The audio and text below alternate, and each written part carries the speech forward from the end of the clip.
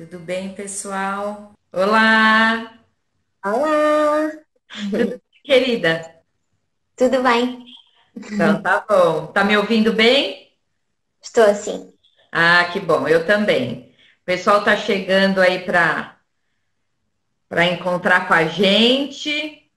Uhum. Professores aqui já fiéis. A lá, Denise é uma professora que está conosco há muito tempo, desde o começo das lives. Tudo bom, Denise? Boa. Que legal. Olá. Bom, tem a Tânia também que está aí, a Vivian. Vivian também é professora de infância. Ok. Alguns nominhos eu reconheço, sabe, Catarina? Boa, é bom sinal. Outros às vezes não, são pessoas novas que estão chegando aí para encontrar com a gente. Boa Boa. tarde, Está legal. aqui uma colega minha também. Boa. Ah, é? Que legal. Muito bom, muito bom. Uhum. Rodrigo. Bom, vamos começar assim. Eu vou me apresentar, né? Porque certamente tem pessoas aí que você convidou e que eu não conheço.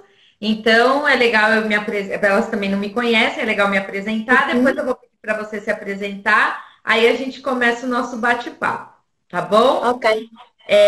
Eu coloquei um cronômetro aqui, Catarina, para me ajudar a Uhum. controlar o tempo, né? Porque eu quero que Sim. essa nossa conversa não passe de 1 hora, para que a gente possa salvar no feed, porque algumas pessoas me mandaram mensagens. Ah, eu estou em aula, não consigo por causa do horário, né?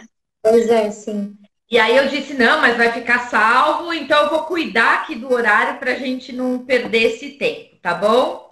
Ok, Então eu vou me apresentar, meu nome é Ana Carlota, eu sou gestora educacional, psicóloga, trabalho já há 32 anos na educação. Hoje sou gerente de uma rede de escolas, nós temos 6 escolas aqui no Brasil.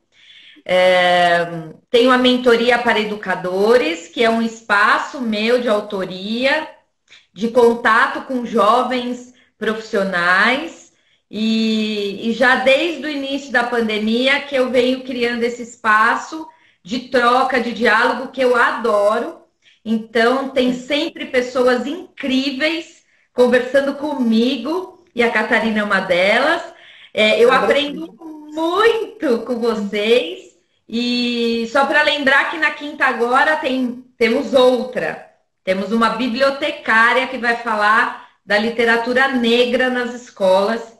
E eu fico muito. Vai ser fantástico também. Boa. Então, Catarina, querida, eu queria que você se apresentasse para que as pessoas possam saber quem você é.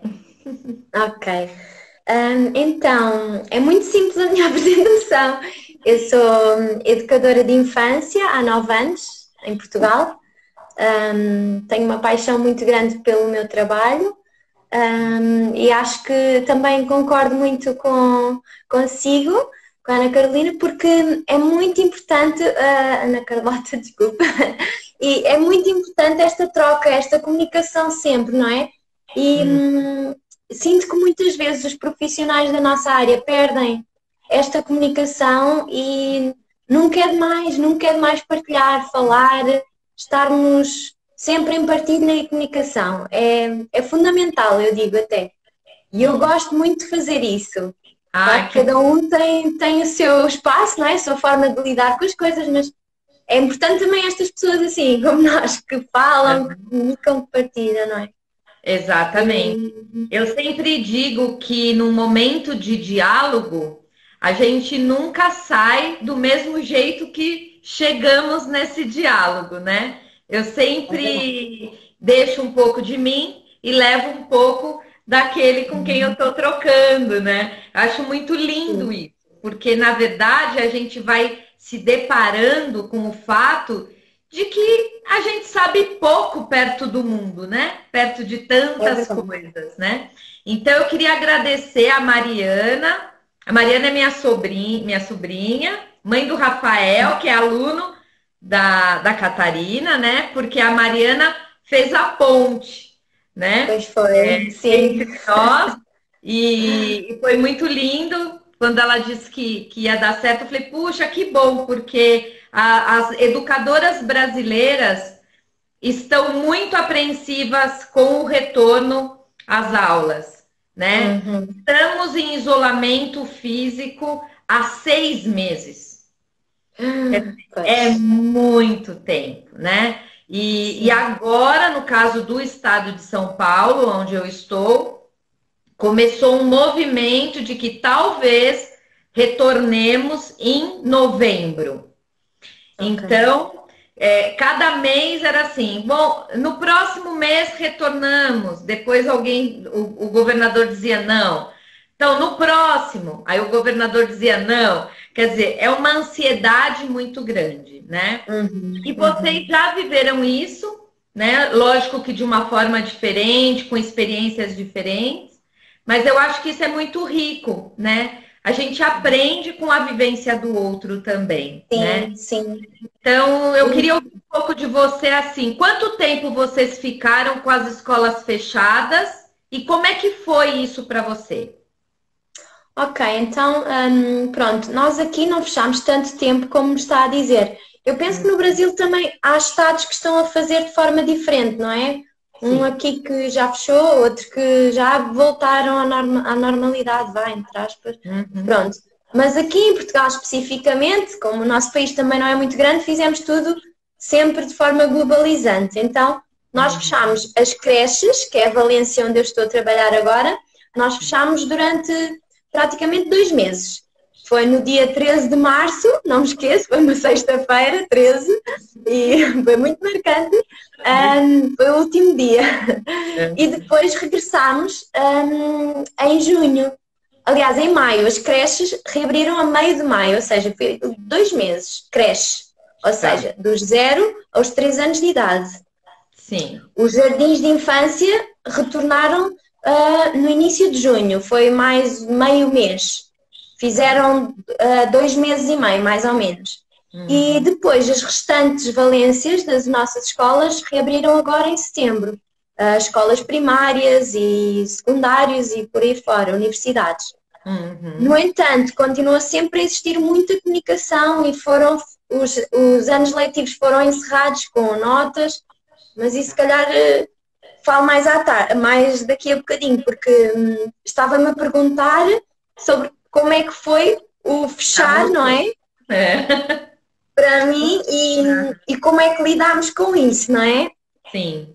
Então, no meu caso em particular, como eu trabalho numa escola que é privada, não é?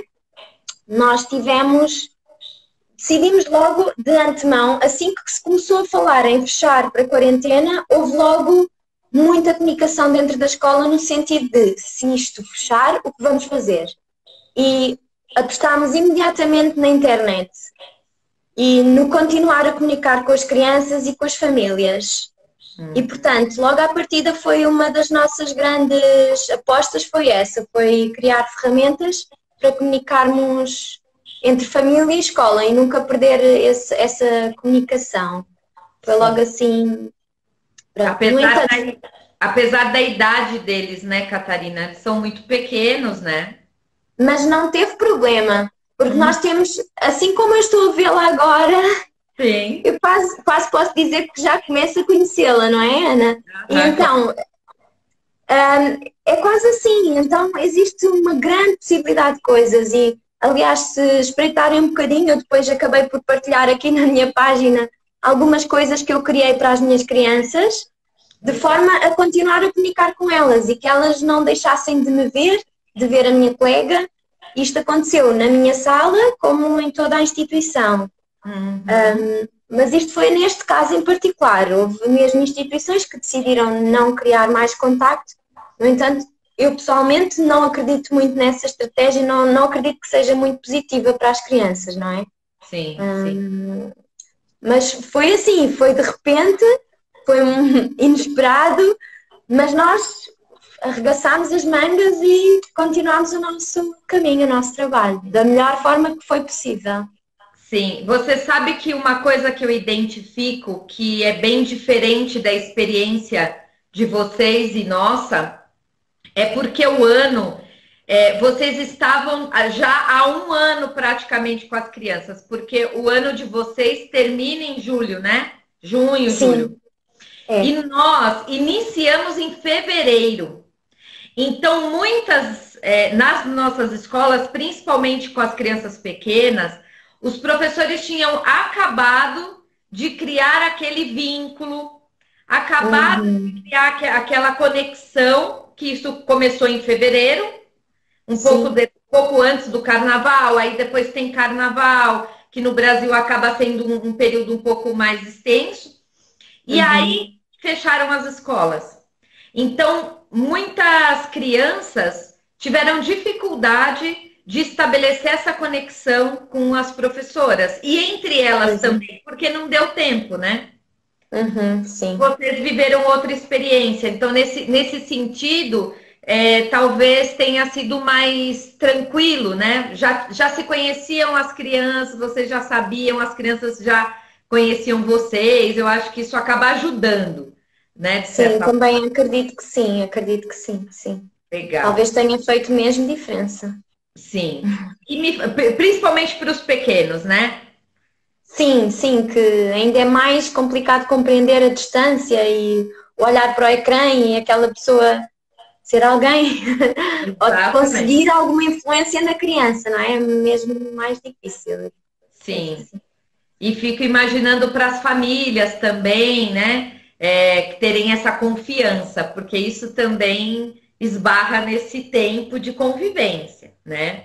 E Pois como é que sim. vocês se prepararam para retornar? Começou a ter um Ok. movimento de vão retornar, e aí? Uhum. Sim, então começou a existir muito o conhecimento de que isso ia acontecer mais cedo ou mais tarde. Nós, mais uma vez, na instituição onde eu trabalho, tivemos as nossas próprias formas e estratégias, criamos as nossas estratégias. Nós, à partida, decidimos logo, aliás, antes de fechar, foi logo criado um plano de contingência. No caso de existir algum caso positivo dentro da nossa instituição, nós já sabíamos, antes mesmo do confinamento, já estávamos a ter um plano diferente para o caso de existir algum positivo e o que fazer. E toda a equipa teve conhecimento, foi passado desde os nossos superiores para todas as pessoas ficarem a tomar conhecimento.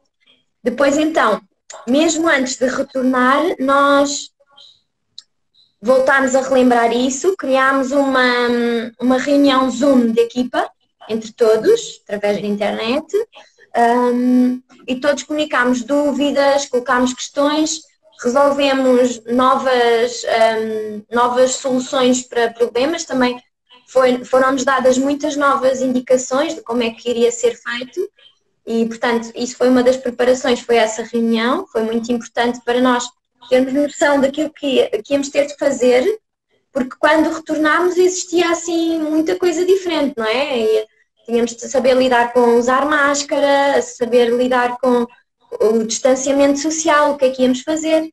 Uhum. Nós cá em Portugal tivemos várias orientações. No caso das creches, em concreto, nós somos muito regidos pela Segurança Social. Sim. Não é o Ministério da Educação que nos guia, é a Segurança Social. E então, nós recebemos da parte da Segurança Social algumas linhas orientadoras, assim como da Direção-Geral de Saúde. Mas eram ideias de tentar ao máximo manter o distanciamento social, depois existia a regra mesmo de usar máscara, quando é um adulto em sala tinha de usar máscara, e assim, muitas indicações do que é que deveríamos fazer e tentar fazer, mas nada disto era completamente restritivo, não era não pode tocar, não era não pode, não, era sempre no sentido de tentarmos encontrar o melhor caminho e não é fácil e não foi fácil conseguir ouvir isso e ao mesmo tempo saber que somos cuidadores, não é? Exato.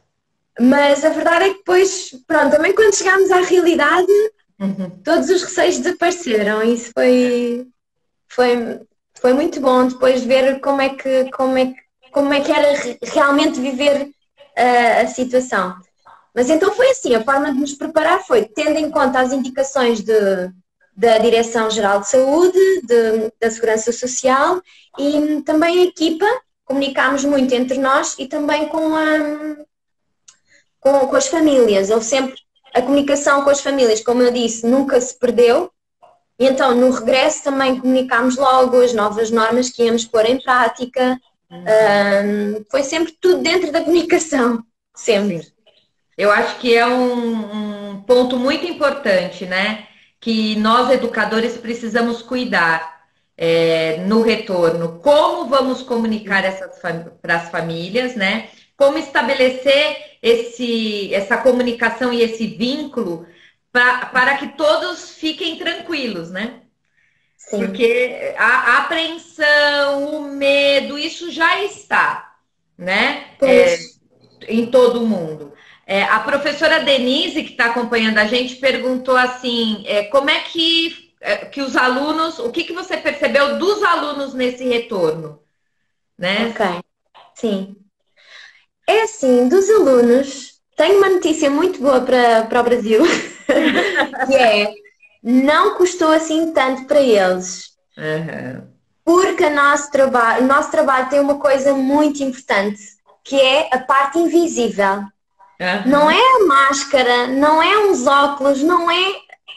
É o que nós temos cá dentro, é a nossa dedicação e eles sentem isso. Eles sentem quando nós cantamos com alegria, quando nós nos dedicamos, eles sentem muito uma parte que é invisível e, portanto, não é uma máscara que assusta, não é aquelas regras todas que nós adultos temos de ter muito cuidado e muita consciência em pôr em prática, sim, e isso é a nossa responsabilidade, mas nunca foi... Se nós não passarmos tudo isso para as crianças, esse nosso nervosismo, com eles, eu senti que correu muito bem, porque eles, para além de já terem visto, as famílias já têm usado máscaras, não é? Isto não vai ser uma coisa completamente diferente da realidade deles, não é? Eles já estão a ficar habituados a isto, eles não estão a lidar com muita gente.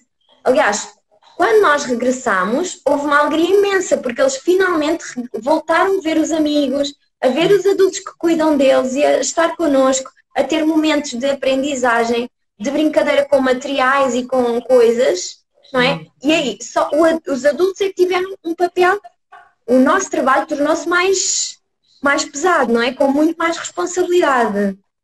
E eu acho que é principalmente aí que está o grande desafio no regresso. E não é tanto na forma como eles irão encarar ou como eles irão... Porque felizmente eu senti que correu bem. Simplesmente por vezes, com a máscara, eles não conseguem entender tanto, se calhar, um sorriso ou uma chamada de atenção. Mas aí nós também podemos baixar um pouco e dizer, eu não estou a rir neste momento. Mas até o nosso olhar muitas vezes mostra isso, não é? Sim, sim, sim.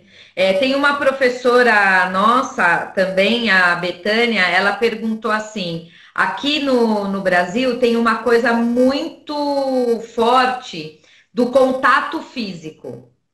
Nós somos muito de pegar nas pessoas. Pega, e abraça e beija, e as crianças, consequentemente, também, né? E essa é uma preocupação delas, né? De dizer, sim. E agora, como é que a gente faz, né? A gente, se aquele pequeno com tantas saudades vem e me abraça e eu vou dizer para ele, não, né? Não posso te abraçar. Sim. Pronto, no meu caso, o que eu posso dizer é que isso para mim nunca fez sentido e eu não poderia aceitar não dar um colo, não dar um mimo quando a criança precisa, não é? Qual é a minha responsabilidade? É, fora do contexto da escola, lá fora é que eu tenho que ter maior cuidado. Agora eu não posso estar todos os dias a ir para passear, ir para o shopping, para aqui, para ali, sem o mínimo cuidado. Isso é que eu não posso fazer. Eu tenho de ter mais cuidado agora porque eu estou com as crianças todos os dias. Sim. Eu acho que é diferente. Temos de ver na outra perspectiva. Não é não deixar de abraçá-los. Isso não é hipótese, isso não pode ser hipótese. A hipótese é nós termos mais cuidado depois de os abraçarmos ou antes, não é? Exatamente. Antes de abraçar a criança e de estar com elas, temos mesmo de ter agora mais cuidado para não lhes passar uma coisa que não é boa para elas. Mas o abraço eu não deixei de dar, pessoalmente, e acho que toda a gente vai ver quando regressar que é impossível não haver proximidade durante o dia. É impossível. Vai mesmo ter de existir. Vai haver mimo, colo, todos os dias. Com certeza. E eu fico pensando, Catarina, principalmente aqui, que o tempo de distanciamento está sendo muito grande, né? Então, essa necessidade das pessoas de se encontrarem em outros ambientes, né? De outras formas, isso é até importante do ponto de vista da saúde emocional. Né? Da saúde mental. Isso é uma das coisas que a gente vem conversando muito, não só com os professores, para os alunos, mas entre professores. Então, eu tenho feito reuniões pela internet com professores da rede, da minha rede, tentando levar uma palavra de esperança, de otimismo, de tranquilidade, né? Porque 6 meses confinado, marido, filhos, todo mundo junto, trabalhando e com aula online dentro de um único espaço, isso é muito difícil. E o regresso acaba por ser um alívio. Vai ser, eu acredito que sim, vai ser voltar a ter um bocadinho da nossa realidade de antes, felizmente. Exatamente. Outra estratégia que eu queria dizer neste ponto, que nós adotámos aqui, foi o facto de criar uma espécie de bolha de grupo. Ou seja, o meu grupo tem muito contacto físico comigo, diário. As minhas crianças têm muito contacto comigo e eu com as minhas crianças e com a minha colega, mas na nossa instituição eu só tenho contacto neste grupo. Eu não estou em contacto direto com as outras crianças dos outros grupos. Se eventualmente for necessário surgir um caso positivo no meu grupo, em princípio só esse grupo vai precisar ser isolado e não a escola toda fechada por isso. Ótimo, ótimo. Ou seja, vamos ter... Dá uma tranquilidade maior também. Sim, sim. Agora, não podemos partilhar espaços. Existem espaços comuns, como o refeitório, por exemplo, não é? Que, por norma, todos vão para o refeitório no mesmo momento. Agora nós estamos a criar... o adulto tem uma responsabilidade maior e tem de ter muito mais atenção a várias regras novas na sua rotina. Porque nós, por exemplo, o meu grupo vai almoçar no momento, tudo tem de ser desinfetado, arejado, e depois vai outro grupo. Depois desse grupo, tudo é limpo e arejado e depois vai outro grupo, porque aí não existe cruzamento de grupos de crianças e, se for preciso, isolam-se 10 crianças, mas não se isolam 20, que é o dobro, não é? Exato. Torna-se mais difícil. Então, essa também é uma estratégia muito importante, eu diria que do distanciamento é das mais importantes que temos feito. Sim, e acho que aí volta ao que você trouxe da responsabilidade dos adultos, das educadoras e educadores, né? Porque aí nós também não vamos ficar nos encontrando em outros momentos. Então não tem mais aquele momento, às vezes, que o grupo de professores poderia estar todo fisicamente próximo, né? Sim, mas isso pode acontecer. Isso pode acontecer. O que é que nós fazemos? Encontramos-nos na rua com máscaras, em espaços arejados e, portanto, isso pode... Não deixamos de nos encontrar completamente também, não é? Mas com mais algum cuidado, é só mais isso. Legal, legal. A professora Daniele perguntou, vocês retornaram com a mesma quantidade de alunos? Puderam voltar, por exemplo, a sua turma pôde voltar todos ao mesmo tempo ou não? Teve que voltar dividido? Não, as crianças puderam voltar, no entanto, existiu ali uma diferença Então, nos grupos, porque houve algumas saídas, outras crianças novas que entraram, porque no fundo também cruzou-se com o final do ano letivo, não é? Tá. Então, os novos grupos que criamos são de menos crianças agora. Os nossos grupos têm menos crianças, mas os grupos voltaram por inteiro, não houve só uns ou outros, não. Cada grupo foi composto, mas com menos. Foram disponibilizadas menos vagas. Entendi. É que aqui no Brasil tem a regra do só pode retornar até 35% do total de alunos, porque ainda temos um número grande de pessoas infectadas e ainda temos um número diário de óbitos. Então ainda há risco. Ok, né? pois. Então, eles diminuíram. E aí, o resto do grupo fica à distância. Não pode voltar. Com a família em casa? Sim, sim. Ok. E nem pode voltar todos os dias da semana. Então, há um rodízio dessas crianças. O que nos preocupa também, porque eu não sei se tendo rodízio, isso é melhor ou pior, né? Pois. Porque pode, como se você pudesse expor um número maior de vezes essa criança. Né? Exato. E Exatamente. como ainda no Brasil isso está acontecendo, eu tenho um dado hoje, por exemplo, São Paulo, né? São Paulo é uma cidade que tem 12 milhões de habitantes. Só a cidade aqui. Nas últimas 24 horas, nós tivemos mais de 1.300 casos novos de Covid e 45 mortes. Então, ainda são números Sim. grandes, né, para se pensar nesse retorno, né? Sim. Tem uma pessoa aqui que mandou um recado, vamos ver. Ela pergunta, a Inês pergunta, Catarina, então como fazem no acolhimento? Se só tu e tua colega é que os podem receber e entregar? Nós temos 25, ela falou. Ok. Bem, isso já é um bocadinho a realidade aqui, não é? Não sei se. Eu também. É uma pessoa que eu conheço, eu posso esclarecer depois, mas se achar que eu posso esclarecer agora, eu também posso. Pode, Sim? fica tranquila, pode falar. Nós estamos a fazer horários desencontrados em que eu estou com o meu grupo na sala, eu entro de manhã e a minha colega está e faz o fecho da sala no final do dia, não é? E depois o nosso horário encontra-se a meio do dia, a fase em que temos mais crianças, estamos as duas e temos ainda um terceiro elemento na nossa sala. Tá. Nós garantimos assim, eu estou desde...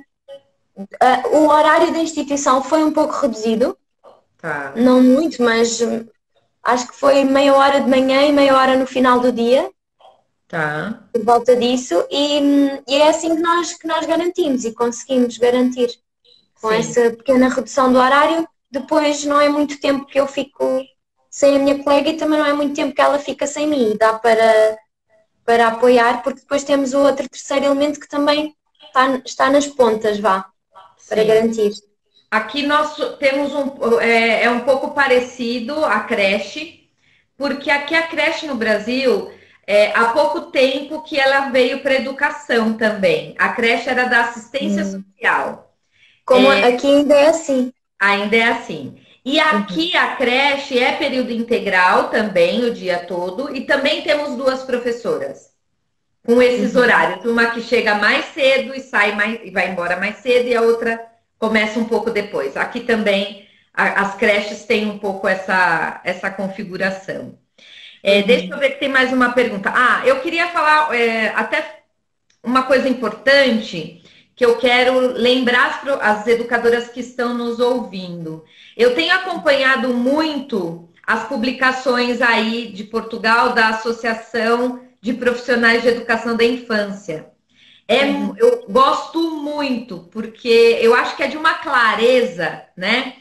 E eu ouvi também um dos componentes da associação falar uma vez numa live, e ele dizia um pouco isso que você trouxe. Bom, nós vamos seguir os protocolos de saúde, mas Um educador da infância, ele é um educador, né? Ele não vai deixar de lado aquilo que ele acredita, as suas concepções sobre infância, sobre aprendizagem, né? Porque não podemos, porque temos que ter um controle sanitário. Então, vamos cuidar da parte da saúde, mas não vamos abrir mão daquilo que acreditamos. Então, eu queria compartilhar com as minhas colegas que quem não entrou no site lá da associação, entre, tem muito material muito bom, e eles fazem parceria com a Prefeitura Municipal de São Paulo aqui. Eu acabei conhecendo a associação pela Prefeitura de São Paulo. E tem um documento que foi escrito, né, para ajudar a nortear os educadores para esse retorno, né? Então, eu achei muito bonito. E um dos pontos que traz lá é bem essa que a gente conversou aqui, é esse desafio do acolhimento, né?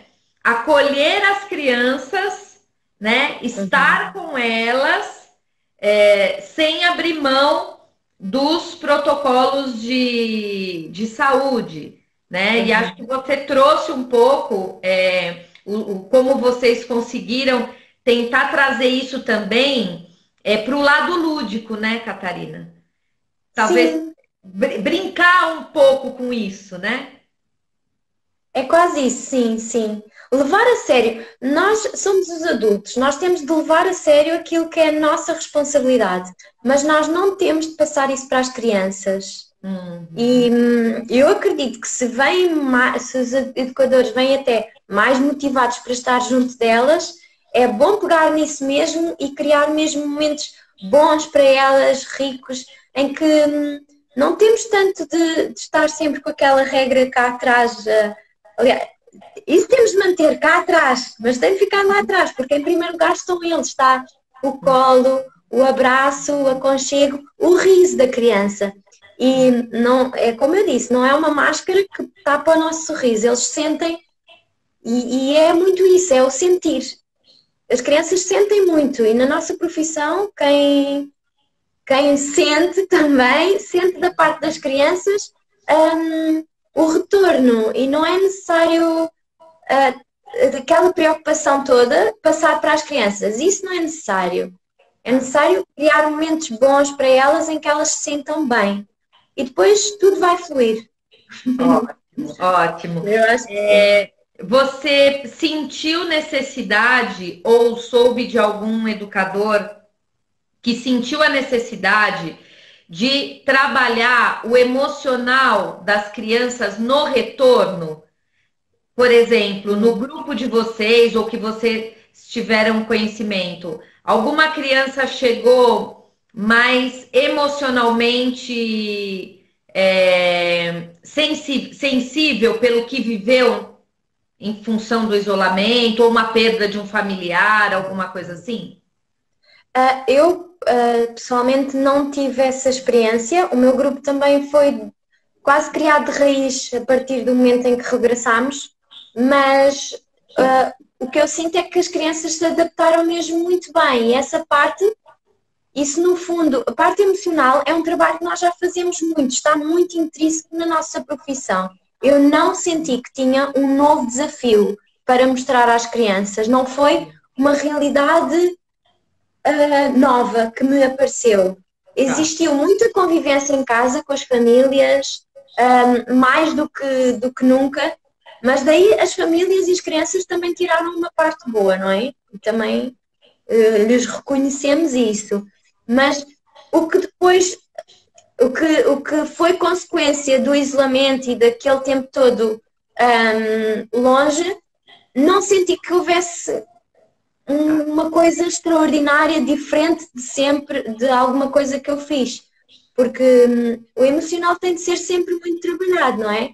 A relação com a família também é uma coisa que nós cuidamos muito, a que temos muita atenção sempre, e só tivemos de dar continuidade a isso. Talvez com outras estratégias, pequenas novas coisas, mas também não tive a situação de falecimentos ou esse género de situações, não aconteceu comigo pessoalmente. mas não acredito que se isso acontecesse fosse muito diferente da realidade de quando isso acontece noutras situações, não é? Quando nós já estamos com as crianças. Tá. Eu acho que esse vínculo, essa interação com a família é fundamental, né? Independente, em função do que a gente está vivendo agora, né? Faz parte do nosso trabalho como educador, né?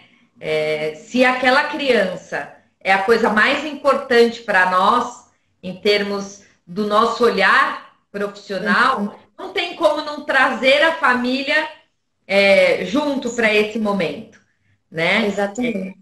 Criar estratégias para que essa família esteja participando, né? Que ela possa perguntar, que ela possa tirar as dúvidas, né? Aqui no Brasil, uma das coisas que as escolas estão fazendo até é consultando os pais sobre o retorno. Porque o Conselho Nacional de Educação, que é um órgão também aqui no Brasil que ajuda a nortear, ele deixou em aberto, né? A família que não se sentir segura ou a família que tem alguém de muito risco, não precisa, pode deixar a criança em casa. A criança não precisa voltar para a escola, né? Vocês tiveram uma experiência como essa? Aqui também existe essa hipótese e existem famílias que estão a seguir essa ideia. Famílias de crianças que, imaginemos, temos mães grávidas, por exemplo, que optam por não levar o filho que já têm, porque têm uma nova criança que vai surgir na família, então para prevenir qualquer contágio ou qualquer situação, aí optaram por não levar os filhos. E existe um grande respeito em relação a essas famílias. Também existem garantias da parte das nossas instituições superiores para famílias com pessoas de risco. Mas aí eu também não vou falar muito porque eu não tenho a certeza bem como é que funciona. Sim. Mas sei que existem algumas garantias, como imaginemos se alguém está em teletrabalho e precisam que a criança fique em casa, ou que preferem ficar em casa com a criança, o próprio local de trabalho também facilita que a pessoa faça o teletrabalho. Sim. Enfim, isto é uma nova realidade, não é? Mas é uma nova realidade a nível mundial, o mundo inteiro está a viver isto ao mesmo tempo, então existe muita consciência e muita cooperação de forma a adaptar a realidade de cada um. Exato. E essa ideia no Brasil de fazerem essa opção de se por algum motivo não acharem melhor não colocar a criança, ela não vai, acho que é uma excelente ideia. E aqui também fizemos o mesmo, também houve a mesma hipótese. Sim. Que aí é um movimento nosso, né, da escola, de criar condições para que mesmo estando distante, essa criança não fique desconectada da escola, né? A gente sabe que não é a mesma coisa, né? Vivenciar, estar ali presencialmente, mas também entendemos que existem situações onde é melhor estar conectado à distância do que não ter conexão nenhuma, né? Claro, do que sim. ficar completamente isolado. Eu tenho mais uma pergunta. Aqui também estão a fazer o mesmo. Legal. Também existe. Deixa eu ver aqui. Eu acho que você acabou já respondendo. A professora Antônia que está perguntando, na verdade a professora Antônia é coordenadora de uma escola e ela pergunta como que foi esse processo de adaptação das crianças no retorno. Mas eu acho que você acabou já nos dizendo, né? Sim. Como é que foi tranquilo. Também que as famílias acabaram se posicionando de uma maneira tranquila, né, para esse retorno. Sim, o receio das famílias, curiosamente, não era tanto o receio das medidas de segurança, porque eu acho que existiu, no meu caso, estou sempre a falar da minha experiência pessoal, porque existiu um alerta muito grande, existiu logo medidas muito rápidas no momento, E a partir daí as famílias ficaram, ok, distanciamento, tudo mais, estão a ser colocadas regras, ok, mas então e o carinho? Vai continuar? Vai existir? E era esse o maior receio das famílias, mas nós isso garantimos desde o primeiro momento também. Fizemos questão também de passar isso às famílias. Claro que se alguma família nos indica, por favor, tenham mais atenção, eu não quero muita proximidade, quero que tentem, por favor, manter algum cuidado. Se as famílias têm pedidos específicos para as crianças, nós, claro que também cumprimos, mas os pedidos maiores que existiram foi, por favor, dê colo, dê abraço. Era isso que as famílias queriam mais. Eu imagino. E nós também, né, adultos, às vezes a gente está em reunião com a equipe e aí os professores falam, ai, que saudade daquele abraço de quando a gente chega na reunião, né? E isso é muito importante, né? Isso nos faz humanos, né? E acho que isso é uma coisa que a pandemia trouxe, talvez, né, Catarina, para a gente parar e pensar que tinham coisas que eram tão do nosso dia a dia e que será que a gente dava valor, né? A um abraço, né? A um estar próximo.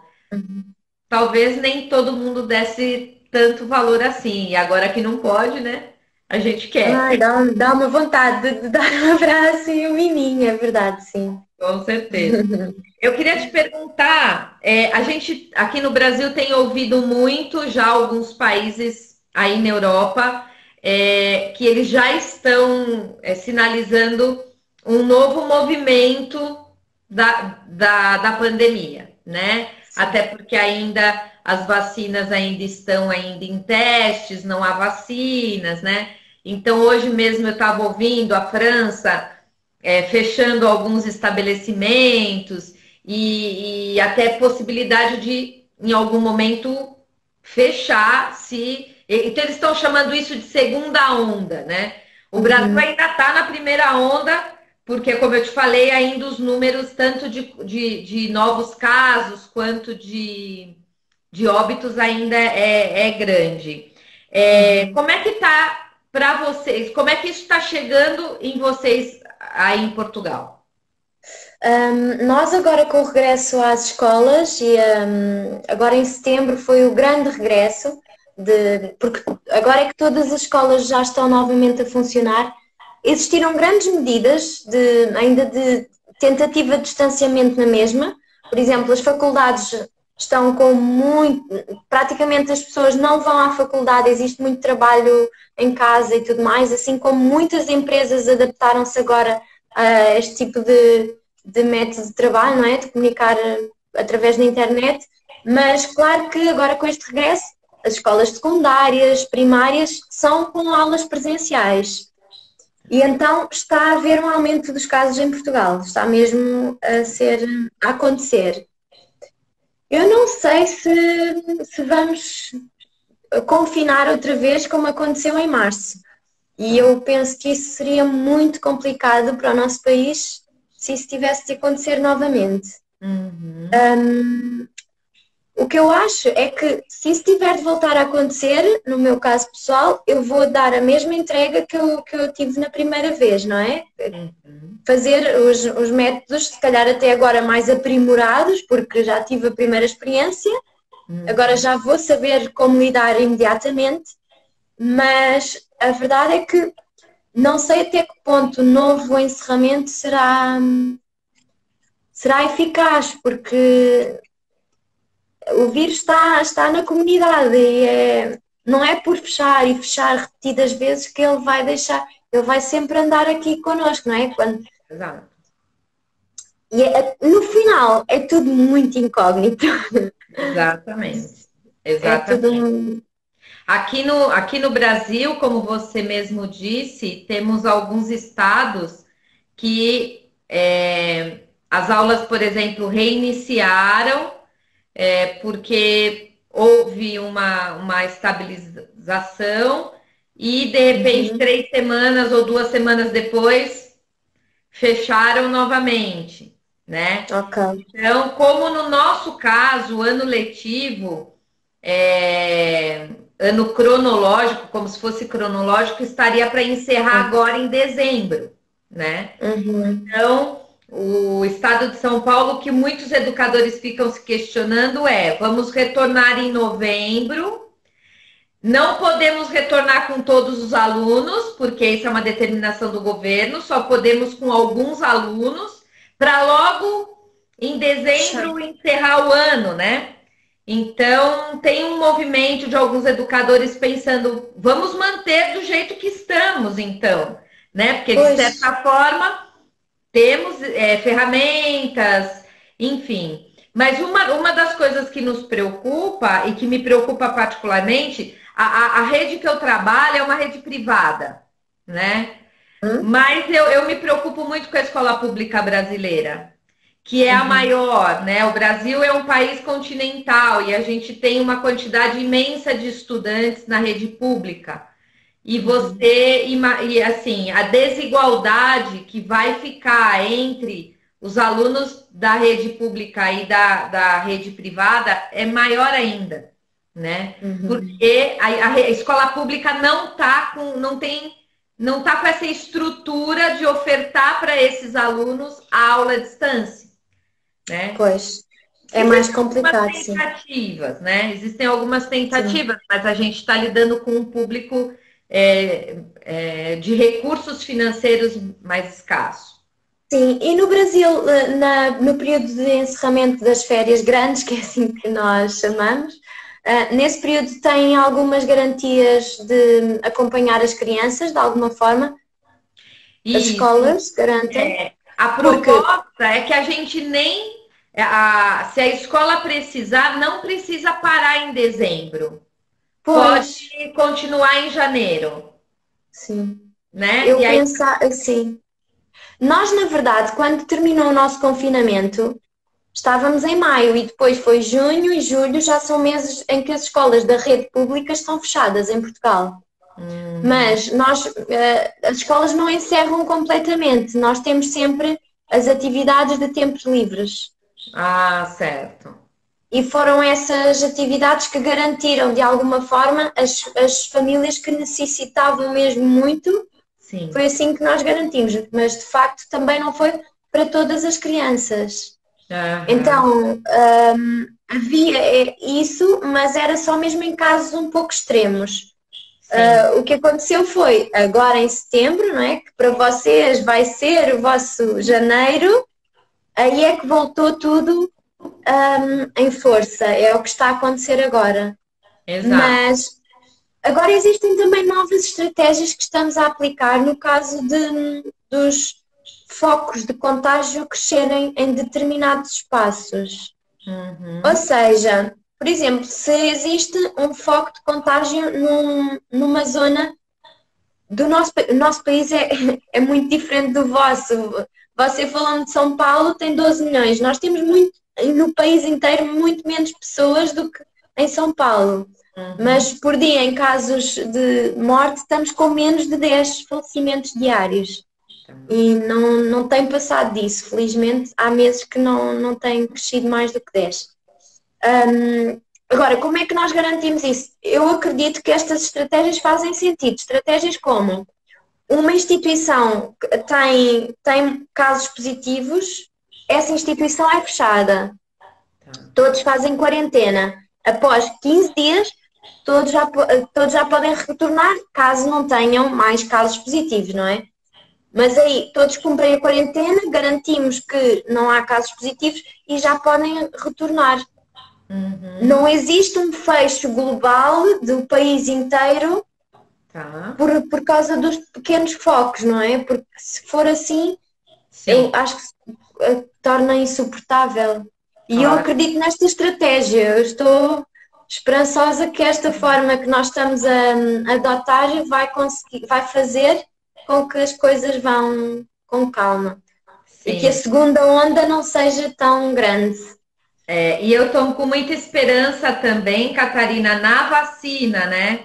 São Paulo fez um instituto Butantan aqui de São Paulo, pelo governo, tem uma parceria com a Sinovac Uhum. chinesa, e eles estão produzindo a vacina aqui em São Paulo e estão assim fazendo os últimos testes. Então há Uhum. uma esperança de que a partir agora do final do ano comece um movimento de vacinação. Lógico que a princípio para as pessoas que precisam, né, que tem alguma Uhum. certa questão de saúde, para os médicos e enfermeiros, para os trabalhadores da linha de frente, né?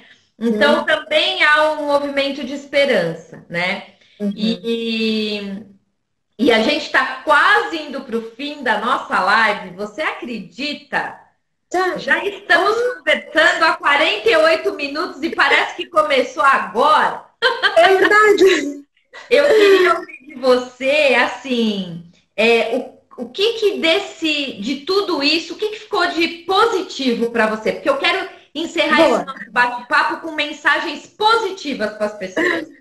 Muito bom, porque eu tinha escrito aqui, nós tínhamos as duas combinado, não é? Mais ou menos o que íamos falar, e eu tinha escrito, no final tenho de dizer aspectos positivos. Sim, Então, pronto, ótimo, porque o que eu penso é, nós temos sempre de tirar de todas as experiências, há sempre algo positivo que se tira, não é? Então, mesmo dos erros, muitas vezes os erros são o que nos marca mais emocionalmente, e nós que trabalhamos nesta área, as emoções são fundamentais e então há uma parte positiva a tirar e que nos marca emocionalmente nesta experiência, e é a nossa força, porque nós, por exemplo, o que eu senti pessoalmente foi, a partir do momento em que as escolas fecharam, na segunda-feira a seguir, nós fechámos na sexta, naquela segunda-feira de manhã eu enviei para as famílias atividades com imagens pela internet, começámos logo a criar reuniões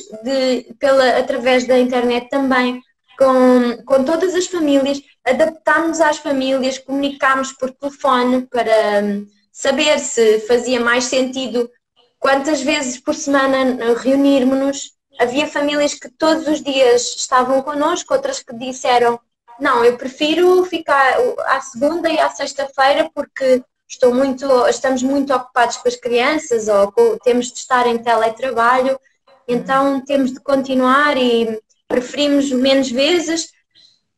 Então, eu acho que o mais positivo é toda a aprendizagem que nós conseguimos criar e também ao lado das crianças, a parte das crianças, como elas são incrivelmente adaptáveis a tudo, é impressionante.